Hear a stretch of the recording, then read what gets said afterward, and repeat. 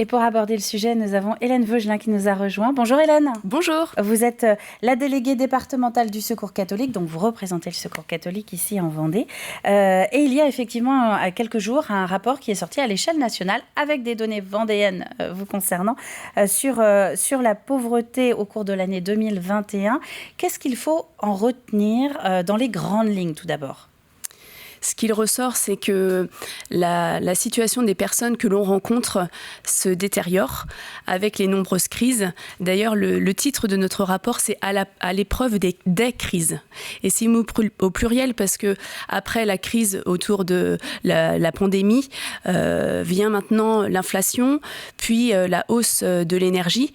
Et donc, pour tout un chacun, c'est de plus en plus difficile. Mais pour les personnes qui déjà galèrent pour finir les fins de mois, c'est encore plus compliqué. Et donc, la marge de manœuvre, elle est très faible, voire inexistante. Et le filet de sécurité, il est très très mince. Il se réduit. Souvent, effectivement, il y a la période Covid qui est prise un peu en référence. Alors, comme un instant T avec un avant et un après. Il y a véritablement, au moment du Covid, une sorte de bascule qui s'est faite ? Il y a eu une bascule pour les ménages qui, notamment des ménages qui travaillent, qu'on ne rencontrait pas avant la crise et qui maintenant viennent frapper aux portes du Secours catholique parce que c'est compliqué de terminer les fins de mois et il y a des choix à faire, des arbitrages en fait qui sont impossibles entre choisir de nourrir correctement ses enfants et de payer une facture par exemple d'électricité. Comment on se situe, nous, la Vendée, par rapport aux autres départements ? Alors, comme l'ensemble des autres départements, dans la population que l'on accueille, on a majoritairement en fait des mères isolées et puis des femmes seules. Ça représente un quart pour chacun de ce public. Et puis ensuite viennent les hommes seuls. La particularité vendéenne, comme on peut le voir, c'est que on a une grosse majorité de femmes seules par rapport à l'ensemble national. Seules ou effectivement mère isolée, c'est la moitié pour vous en Vendée de votre public, j'allais dire, en tout cas des personnes que vous accompagnez ? Exactement. Ça représente vous l'avez dit tout à l'heure, c'est 16 000 personnes que l'on rencontre, que l'on a rencontrées sur l'année 2021. Alors le ON, c'est important de préciser qui c'est le ON. Ce sont plus de 2000 bénévoles qui œuvrent quotidiennement pour justement être à l'écoute de ces personnes fragiles qui viennent nous rencontrer. Et le premier besoin qui est exprimé, c'est un besoin d'écoute. Derrière la demande plus matérielle, besoin alimentaire, besoins financiers, besoins vestimentaires, on a des personnes qui ont besoin d'être entendues, d'être écoutées. Et justement, on va voir quelques visages qui vont défiler aussi pendant que vous expliquez un petit peu ce rapport. Ce sont tous les bénévoles qui interviennent dans le cadre de plusieurs missions, parce qu'il est bon aussi effectivement de le rappeler. Vous intervenez à plusieurs moments de la vie pour habiller, pour aider à manger, pour accompagner, pour loger. On peut se tourner vers le Secours catholique. Exactement, les actions sont diverses et variées et répondent à différents besoins. Il y a plus de 70 lieux d'accueil en Vendée. Ça représente en nombre d'équipes, pour nous 32 équipes, qui varient de 10 personnes à presque 200 personnes, notamment dans le nord du département, sur Mortagne-sur-Sèvre, une grosse équipe, qui répondent à des besoins divers et variés. Alors ça peut être par exemple pour les enfants de l'accompagnement scolaire tout au long de l'année. Au moment des vacances, on a permis en nombre de jours de vacances, c'est pratiquement 1000 jours de vacances l'été qui vient de se vivre là, des enfants qui sont partis dans des familles pour vivre un temps de vacances dans une famille qui leur propose d'ouvrir leur quotidien, de leur faire découvrir un paysage différent du leur.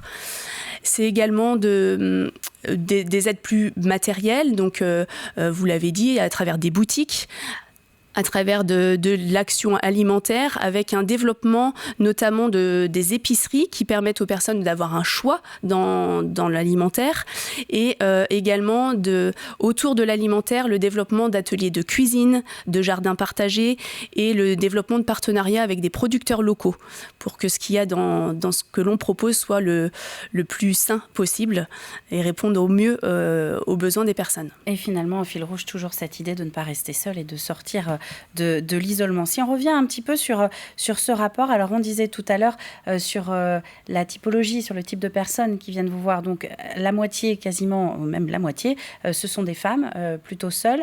Après, au quotidien, comment se font les dépenses? Il y a ce chiffre qui est donné au niveau de la Vendée, un peu plus de 600 € par mois pour un foyer, c'est ça, avec des dépenses obligatoires. Voilà, c'est ça aujourd'hui la pauvreté, en tout cas de ce que vous avez relevé en Vendée. Exactement. Le chiffre qui s'affiche là, qui est près de 700 €, correspond à la moyenne de ce que les personnes perçoivent pour le public, donc c'est-à-dire les 16 000 personnes qu'on a pu rencontrer. Le 548, c'est le chiffre national. C'est ça, exactement. Et nous, donc, on se situe un tout petit peu au-dessus, voilà. Mais où on est quand même moitié moins en dessous, oui, parce que du seuil de pauvreté. Oui, exactement. C'est le chiffre juste au-dessus qui me semble intéressant de comparer, en fait, parce que comme on peut le voir, le seuil de pauvreté, il est légèrement au-dessus, les 1 100 €. Donc on voit que les personnes que nous rencontrons au Secours catholique, elles sont largement sous le seuil de pauvreté. On pourrait dire elles sont sous le seuil de la grande pauvreté. Ce seuil de pauvreté, rappelons-le, c'est un niveau de vie qui est fixé de manière nationale, officielle, et en deçà duquel on est effectivement dans une situation de grande, voire très grande précarité. Exactement. Donc les chiffres parlent d'eux-mêmes. Et un autre chiffre qui pourrait être intéressant, c'est ce que les personnes que nous rencontrons ont 5 € par jour par personne pour vivre. Vous avez parlé tout à l'heure des dépenses préengagées, c'est-à-dire que quand on enlève en fait toutes les dépenses autour du loyer, des charges liées au logement, assurance, il reste en fait à ces personnes pour se vêtir, pour pouvoir s'alimenter, pour pouvoir avoir accès à de la culture par exemple, 5 € par jour et par personne. Pour assurer une vie à peu près décente, et on se rend bien compte que c'est impossible. C'est impossible. Complètement impossible. C'est complètement impossible. On va juste terminer sur une question avec un peu votre recul sur la situation. Donc on a commencé à le dire. Vous avez l'impression qu'on s'enfonce de plus en plus dans une très très grande pauvreté ici à l'échelle de la Vendée, dans le public que vous accompagnez? Oui, c'est de plus en plus compliqué. Et puis, vous l'avez dit tout à l'heure, la pauvreté, elle isole. Ce qu'on essaye de développer majoritairement, ce sont des actions de solidarité et de convivialité pour permettre aux personnes de se retrouver et de sortir de cet isolement. Parce qu'au-delà de l'aide matérielle, le besoin, il est également celui de pouvoir être écouté, je l'ai dit tout à l'heure, et c'est le besoin exprimé en premier. Merci Hélène Vaugelin, on va vous laisser reprendre votre souffle, mais je comprends, je partage, ça m'est arrivé très souvent sur ce plateau également. Merci en tout cas d'être venu présenter ce rapport sur la pauvreté, parce qu'il est bon de mettre des chiffres, mais aussi des images et des noms de personnes. Ça existe en Vendée aussi, cette situation. C'est pas uniquement au bout du monde ou au bout de la France. Oui, j'aurais pu donner des prénoms, parce que derrière des chiffres, il y a évidemment des personnes.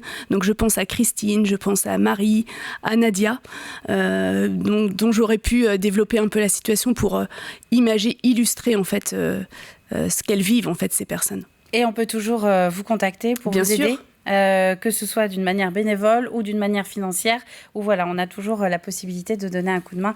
Secours catholique en Vendée. Merci Hélène d'être venue parler sur le plateau de la matinale.